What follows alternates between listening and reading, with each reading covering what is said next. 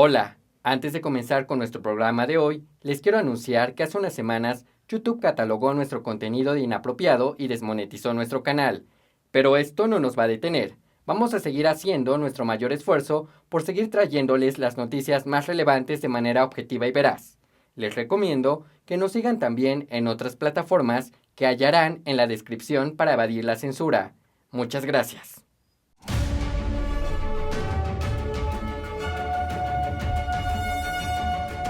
¿Qué tal? Bienvenidos a NTD.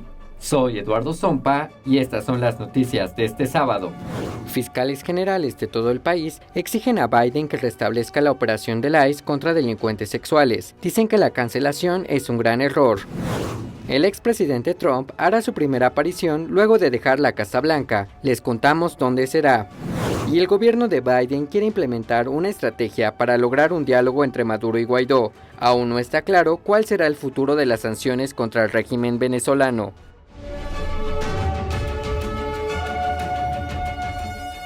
El expresidente Trump hará su primera aparición pública la próxima semana. El mandatario participará en la conferencia anual de conservadores CPAC en Florida. Aquí más detalles de su participación. El expresidente Trump será un orador principal en la Conferencia de Acción Política Conservadora CPAC, el cual se llevará a cabo en Orlando, Florida, desde el 25 de febrero. El director de comunicación de la conferencia, Ian Walters, confirmó la asistencia del mandatario a The Epoch Times. Walters dijo que Trump está programado para dar su discurso el domingo 28 de febrero, el último día de la conferencia. Esta sería la primera aparición pública de Trump tras dejar la Casa Blanca. Trump había participado regularmente en la conferencia durante su presidencia, pero este año su participación era incierta. Algunos exmiembros de la administración Trump ya tienen agendada su participación, como el exsecretario de Estado Mike Pompeo. Entre otros exponentes de la conferencia están el gobernador de Florida Ron DeSantis y el senador republicano Josh Hawley. Por otro lado, el expresidente Trump sigue enfrentando la censura de las Big Tech. Ahora fue YouTube. La plataforma eliminó una entrevista reciente que dio el mandatario a un medio conservador. Aquí los detalles.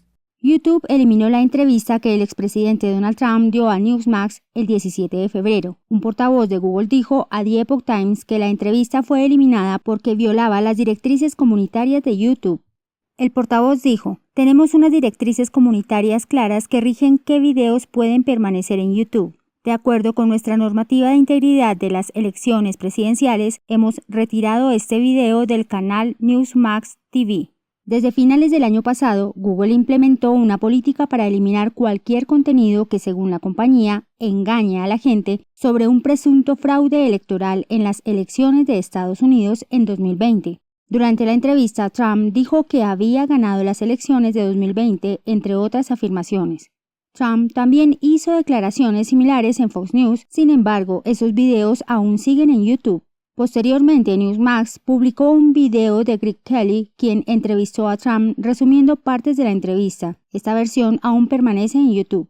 Desde el año pasado, YouTube intensificó las acciones contra diversos canales conservadores. A finales de 2020, YouTube bloqueó los anuncios de la campaña presidencial de Trump, los cuales alegaban fraude electoral. Y en enero, YouTube eliminó los videos del canal de Trump porque dijo que violaban las políticas de incitación a la violencia. En esa misma entrevista con Newsmax, Trump planteó la posibilidad de crear su propia red social y que también está negociando con varias personas. Y Australia también enfrenta una censura similar con Facebook, luego de que Facebook eliminara las noticias de los feeds de las personas en Australia. El país y la red social están debatiendo sobre cuánto debería pagar Facebook por el contenido de las noticias. Varios líderes mundiales están apoyando a Australia, cuyas autoridades no dan marcha atrás. El líder australiano Scott Morrison se comprometió el viernes a impulsar leyes que obliguen a Facebook a pagar a los medios de comunicación por sus contenidos. Los líderes mundiales y políticos australianos arremetieron contra el gigante de las redes sociales y lo acusaron de bullying, tras su drástica decisión de bloquear las noticias en Australia. Se desató una indignación generalizada porque Facebook no solo ha eliminado las páginas de los noticieros nacionales y extranjeros para los australianos, sino que también ha bloqueado a los gobiernos estatales, información de emergencia y y ONGs. Gran Bretaña, Francia, Canadá e India dieron su apoyo a Australia y están analizando si ellos también deberían interpelar contra las Big Tech por el tema de las noticias. Hay mucho interés mundial en lo que está haciendo Australia y por eso invito a Facebook, como hicimos con Google, a participar de forma constructiva, porque ellos saben que lo que Australia haga aquí es probable que sea seguido por muchas otras jurisdicciones occidentales. La nueva ley obligaría a Facebook y Google a pagar a los medios de comunicación por sus contenidos. Ellos tendrían que llegar a un acuerdo con los medios de comunicación cuyos enlaces atraen tráfico a sus plataformas. Ambos habían hecho campaña contra la ley que espera la aprobación en el Parlamento en unos días, pero Google se diferenció de la reacción de Facebook y en cambio ha estado firmando sus propios acuerdos preventivos, incluyendo un acuerdo global con News Corp. News Corp dijo que tras las acciones de Facebook experimentó un aumento de australianos que visitan los sitios web de su compañía. Facebook restableció el jueves algunas páginas del gobierno y el tesorero australiano Josh Frydenberg dijo que había hablado con el CEO de Facebook, Mark Zuckerberg, por segunda vez tras el bloqueo de noticias y dijo, cito, hablamos de sus temas pendientes. En un comunicado, Facebook dijo que la ley australiana malinterpretó su valor para los medios. Un alcalde de una ciudad fronteriza en el estado solicitó al presidente Biden que detenga la liberación de inmigrantes. El alcalde advierte que si los inmigrantes son liberados, tendrá que utilizar una declaración de emergencia para rechazarlos. Aquí están los detalles de la historia. Le ruego y solicito que por favor detenga cualquier medida relacionada con la liberación de los inmigrantes que esperan las fechas de la Corte de la ciudad de Río y áreas circundantes. El Departamento de Seguridad Nacional comenzará a procesar a cientos de inmigrantes por día a partir de este viernes. Esto es parte de la primera fase del plan de Biden para procesar a 25,000 migrantes que han sido devueltos a México para esperar sus fechas de presentación ante la Corte bajo la política de Trump de permanecer en México. Pero con el estado fronterizo luchando contra esta catástrofe climática, el alcalde de Del Río dice que no es el momento adecuado para avanzar con tal plan. Si envían a estas personas a nuestra comunidad, nos veremos obligados a tomar la decisión de dejarlos sin recursos en estas circunstancias extremas. Pido que por favor se detengan y hagan otro plan para este asunto federal. No tenemos una fecha sobre cuándo tendremos energía de nuevo y no podemos garantizar que será consistente. Hemos subcontratado tratamientos de diálisis para las personas necesitadas en nuestra comunidad y hemos tenido que reubicar a los adultos mayores que necesitan energía para los tanques de oxígeno. El alcalde le dijo a Biden que si permite la llegada de inmigrantes, el gobierno debe proveer los medios y suministros necesarios para alojarlos de manera segura bajo las circunstancias extremas. El alcalde Lozano señala que Biden adoptó una postura firme en cuanto a la protección de los estadounidenses contra el COVID-19 y pide el mismo tratamiento de consideración urgente para las ciudades fronterizas. Liberar a la población inmigrante sin comprometerse a ningún protocolo de protección es socavar su compromiso con la postura contra el COVID-19. No puedo mezclar a la población inmigrante con los residentes del río que son extremadamente vulnerables y han sido desplazados debido al clima extremo que no mejora. En este momento, los edificios públicos de la ciudad se utilizan para albergar a los ciudadanos desplazados y también como lugares de vacunación. Dice que la ciudad está extremadamente escasa de recursos y pide que Biden no se olvide de las necesidades de esta pequeña localidad fronteriza. Los fiscales generales de todo el país exigieron a Biden que restablezca una operación del ICE dirigida a los delincuentes sexuales. La operación Talón fue cancelada debido a las nuevas prioridades del ICE en cuanto a las deportaciones. Los fiscales generales dicen que esta decisión envía el mensaje de que los delincuentes sexuales no enfrentarán las consecuencias. El fiscal general de Missouri, Eric Schmidt, se unió a 17 de sus homólogos en otros estados en una carta al presidente Biden. Advierten que la cancelación de esta operación del ICE es una decisión desacertada que permite a los depredadores sexuales victimizar a las mujeres y los niños de Estados Unidos. Los fiscales generales citan una serie de fuentes para expresar por qué la cancelación de la operación es un gran error. Por ejemplo, los datos del ICE muestran que en 2017 el 1% de las personas ilegales detenidas por la patrulla fronteriza de Estados Unidos eran delincuentes sexuales condenados. En 2020 esa cifra se disparó al 6%. Y estos delincuentes a menudo victimizan a otros inmigrantes ilegales. Un resumen del proyecto Polaris muestra que los extranjeros constituyen la mayoría de las víctimas del tráfico sexual y laboral en Estados Unidos. Un oficial de la ciudad fronteriza de Laredo dice que ven un aumento en el tráfico de personas. Últimamente hemos visto repuntes en los últimos, yo diría que 6 meses con relación a los casos de contrabando de personas.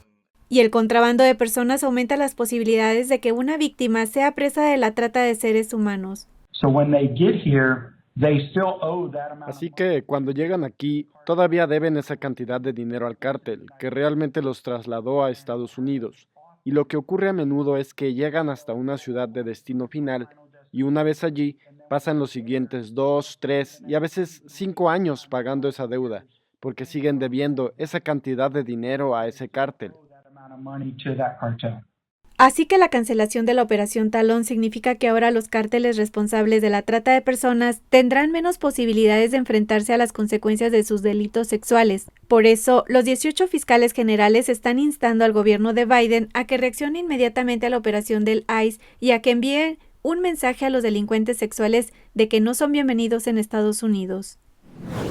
Y a medida que aumentan los arrestos en la frontera de Estados Unidos y México, el Congreso presentó recientemente un proyecto de ley que propone cambios radicales sobre el tema de inmigración. El presidente Biden se pronunció en apoyo a esta propuesta demócrata. Veamos los detalles. Tras el proyecto de ley sobre reforma migratoria presentado por los demócratas esta semana, el presidente Joe Biden declaró su apoyo a dicha legislación. En un comunicado publicado por la Casa Blanca el jueves, el mandatario calificó la medida como un primer paso importante para mejorar la economía y garantizar la seguridad del país. Me comprometo a trabajar con los líderes de la Cámara Baja y el Senado para corregir las negligencias de la administración anterior y devolver la justicia, la humanidad y el orden a nuestro sistema migratorio. Asimismo, el presidente instó al Congreso a aprobar lo más pronto posible la propuesta. El proyecto de ley pro inmigración propone una vía de 8 años para la obtención de la ciudadanía para unos 11 millones de personas que actualmente viven en Estados Unidos de forma ilegal. Entre otros puntos claves de dicha legislación, los inmigrantes protegidos por el DACA y el TPS obtendrían la residencia permanente de forma inmediata y la ciudadanía en 3 años, y se derogaría la prohibición de reingreso para quienes estén de forma irregular en el territorio estadounidense. Sin embargo, los legisladores demócratas podrían encontrar dificultades para que el proyecto sea aprobado por el Congreso, ya que tendrían que convencer a al menos 10 republicanos en el Senado. Algunos republicanos ya han expresado su rechazo al proyecto. La representante cubano-americana María Elvira Salazar dijo que Biden estaba haciendo de la inmigración una cuestión política. Una vez más, la administración Biden está jugando con los sentimientos de la comunidad hispana. Este plan le crea falsas ilusiones a los más vulnerables dentro de nuestra comunidad. Es despreciable. Incluso los mismos demócratas no creen que este plan tenga posibilidad de convertirse en ley. En sus primeros días, Biden anuló varias medidas de la administración Trump sobre inmigración, como el programa de protección al migrante. Esta reciente decisión ha tenido un impacto en las detenciones de inmigrantes en la frontera con México. La CBP indicó que desde comienzos de 2020 ha habido un aumento creciente de personas que intentan cruzar la frontera. Solo en enero se registró más de 78.000 inmigrantes en la frontera, la cifra más alta en un mes de enero desde al menos 2012. El gobernador de Nueva York, Andrew Cuomo, dice que asumirá agresivamente las presuntas mentiras sobre su manejo de los centros geriátricos durante la pandemia del virus del PSC. Mientras tanto, varios funcionarios piden una investigación al respecto. Aquí tenemos más detalles.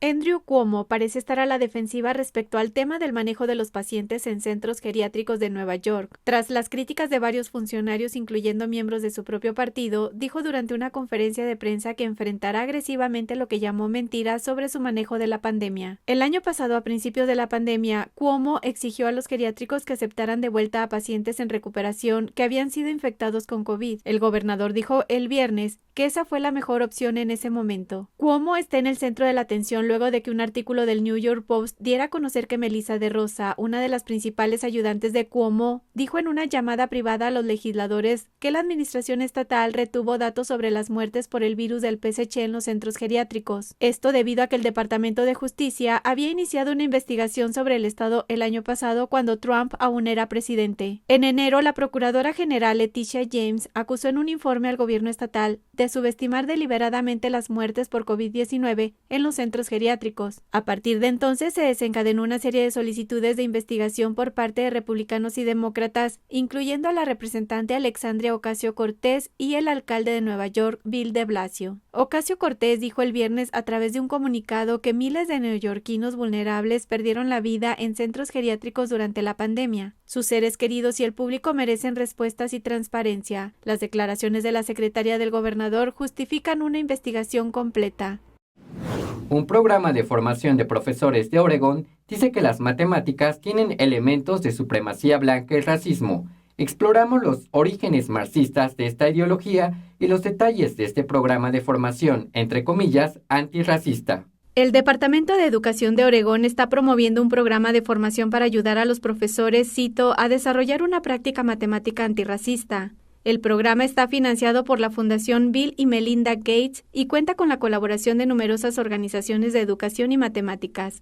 Según las pautas, los profesores deben trabajar para, cito, desmantelar la supremacía blanca en las aulas de matemáticas, visibilizando las características tóxicas de la supremacía blanca. La teoría crítica tiene su origen en el marxismo, que separa el mundo en opresores y oprimidos. La teoría crítica de la raza toma ese marco y mira el mundo a través de una lente racial, separando a las personas en racistas y antirracistas. El experto en educación Jonathan Boucher afirma que esta idea dice que la gente debe basarse en perspectivas para entender el mundo. En otras palabras, no hay verdades absolutas, solo perspectivas. Esto está hablando de inyectar en una ciencia dura ideas de opresión y supremacía. Las pautas dicen que es supremacía blanca que los profesores pidan a los alumnos que muestren su trabajo o que se centren en la respuesta correcta. Insta a los profesores a pedir a sus alumnos que den al menos 2 respuestas que puedan resolver un problema de matemáticas. Un libro de referencia dice también que creer en la objetividad es una característica de la supremacía blanca. Afirma que es racista creer que existe la objetividad o la neutralidad. En su lugar, hay que suponer que todo el mundo tiene un punto válido. Pero lo que esto está haciendo es tomar un concepto muy político y creo extremadamente circular y francamente, lógicamente incoherente y meterlo en las matemáticas.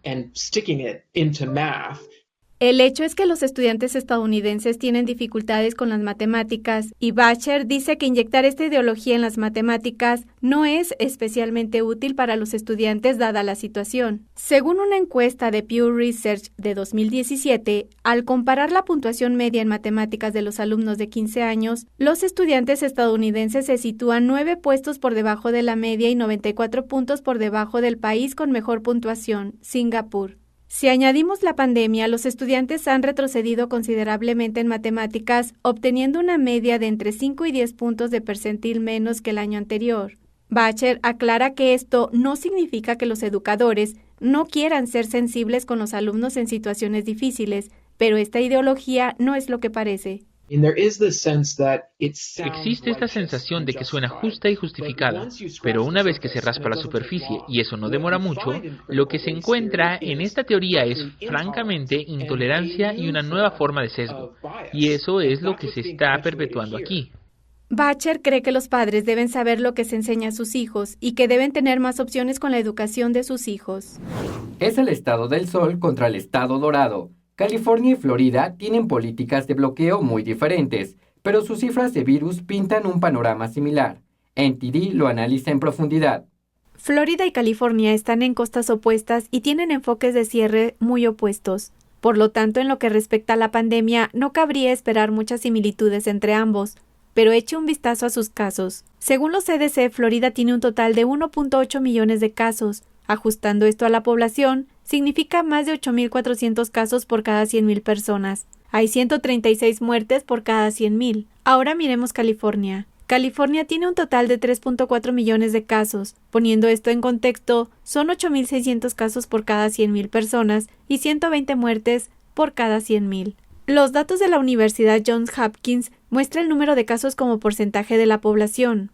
El de California es de aproximadamente el 8,8%, mientras que el de Florida se sitúa en torno al 8,3%. En su comparecencia en MSNBC Live, se le preguntó a Andy Slavitt, asesor sobre COVID-19 de la Casa Blanca, por qué las cifras de California no son tan diferentes de las de Florida, a pesar de que California está, cito, básicamente en cierre. Mira, hay tanto de este virus que creemos entender, que creemos que podemos predecir, que está más allá, un poco más allá de nuestra explicación. California es uno de los estados más estrictos desde la pandemia.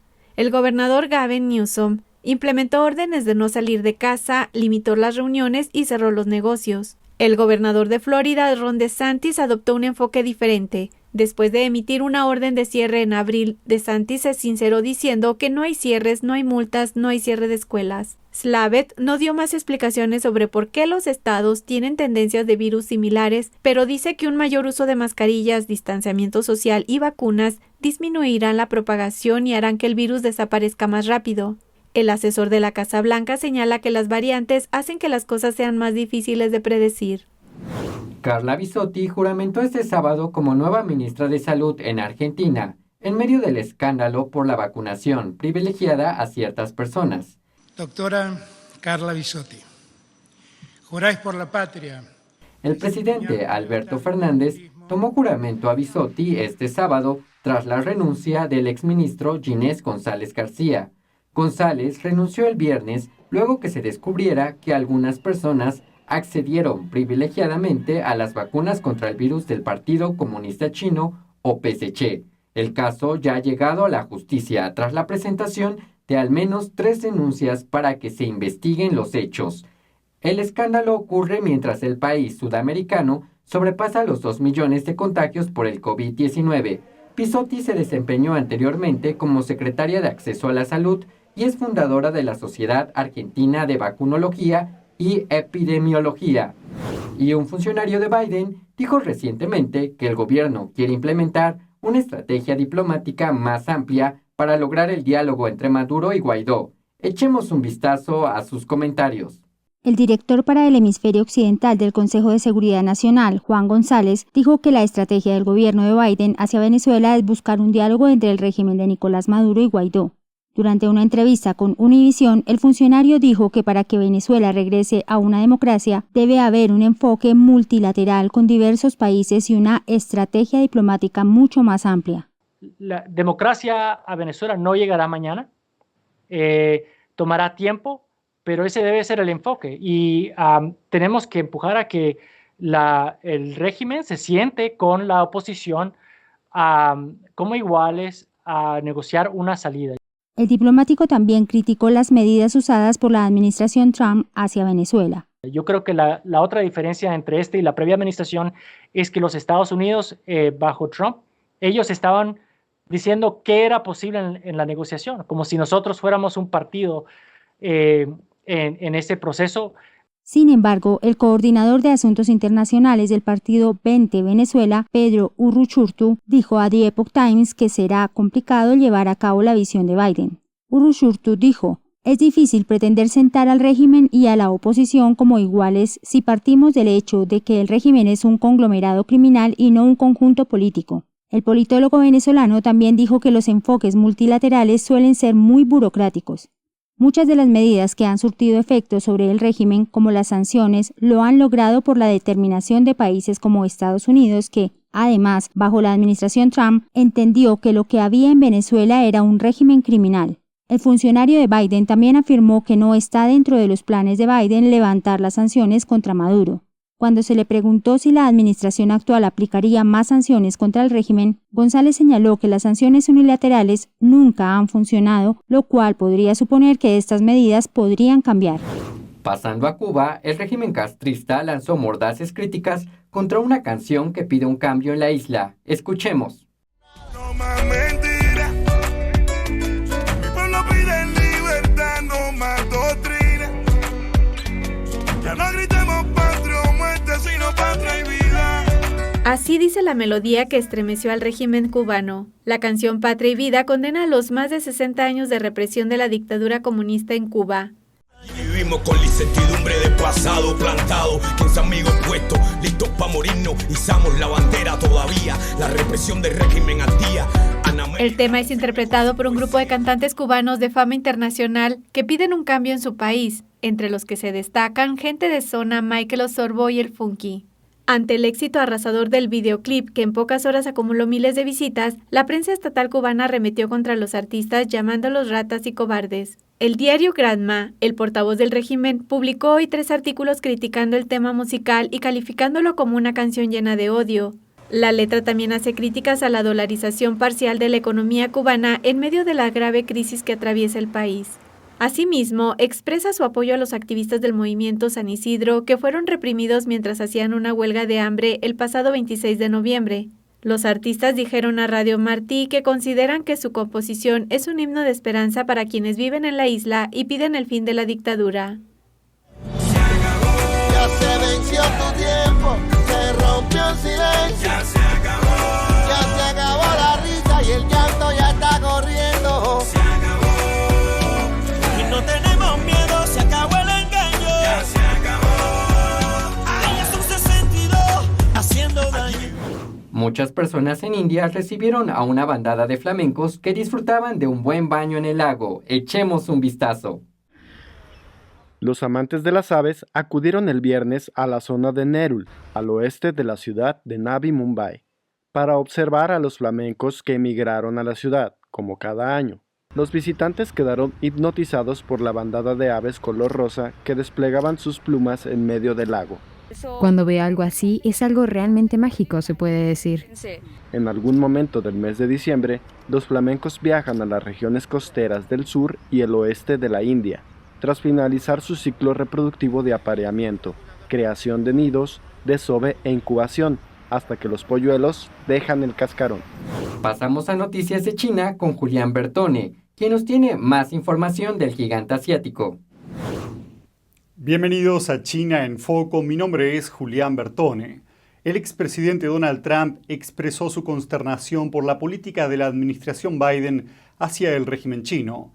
También señaló los vínculos comerciales de la familia Biden con el PSC. En una entrevista con Newsmax, el expresidente Donald Trump sugirió que no está contento con la postura de la administración Biden hacia el régimen chino. Well, his family is involved with the Chinese certainly a long time and a lot of money. The whole thing is so ridiculous. We had China exactly where we wanted them. Trump podría estar refiriéndose al hijo del presidente Biden, Hunter Biden. Los negocios de Hunter con el régimen chino están ahora bajo investigación federal. With the election now over, with Biden now elected president, the U.S. Attorney in Delaware informed the agents who've been working on this case that they were free to take more active steps, and that is...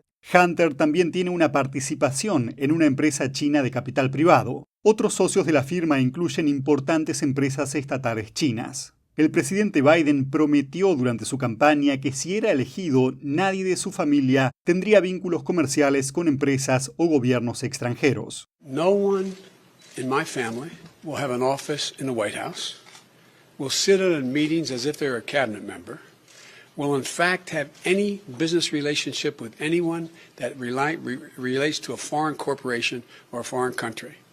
Period. Period. End of story. Pero la Casa Blanca dijo a principios de este mes que Hunter Biden sigue trabajando para deshacer su inversión. He has been working to unwind his investment, but I would certainly point you, he's a private citizen, I would point you to him or his lawyers on the outside on any update. Varias provincias chinas informan que no están registrando nuevos casos del virus desde hace varios días, pero los habitantes de la zona dicen que esto no es del todo cierto. Durante el feriado del Año Nuevo chino, las autoridades de algunas provincias afirmaron que no se registraron casos nuevos del virus del PSC, y los residentes esperaban el levantamiento de las medidas de bloqueo. Pero videos de internautas chinos muestran que las autoridades de algunos lugares siguen aplicando estrictas medidas de cuarentena. Por ello, algunas personas cuestionan la autenticidad de la afirmación de 0 casos. Un video del 14 de febrero parece mostrar que un barrio de la ciudad nororiental de Harbin fue cerrado. La persona que grabó el video dice que los guardias estaban deteniendo a las personas que rompían las normas de cierre. Agrega que las medidas siguen siendo muy estrictas y que las autoridades están controlando todos los vehículos. Durante el fin de semana, algunas personas fueron detenidas por supuestamente incumplir las normas de cierre. La provincia de Heilongjiang, al noreste del país, celebró recientemente un curso de formación para trabajadores de cuarentena. Según se informó en este curso, el brote actual es sumamente grave. Por lo que sabemos hasta ahora, esta ola pandémica es muy contagiosa. Muchas personas en contacto estrecho o semicerrado con pacientes del virus también resultaron positivas. Esto nos obliga a actuar de acuerdo con los protocolos básicos a la hora de tratar a los pacientes contagiados en cuarentena para poder evitar la infección cruzada interna. En la ciudad de Sichuan, en el norte de China, las autoridades informaron durante esta última semana que no se registraron nuevos casos, pero el autor chino Xian Fuchen cree que esto tiene motivaciones políticas. Hace unos días el brote en Sichuan era muy grave y de repente se redujo a 0. Creo que es falso. No es probable que el brote en China disminuya inmediatamente. Si cede es por exigencia política. Suele ser por exigencias de las autoridades. En la provincia septentrional de Shandong se notificaron oficialmente muy pocos casos confirmados. Sin embargo, se está pidiendo a los aldeanos que no se visiten entre sí y no se permite la entrada de personas de fuera del pueblo. Estas fueron las noticias del día de hoy. Invitamos a toda nuestra audiencia a que se suscriban a nuestro nuevo canal de Rumble.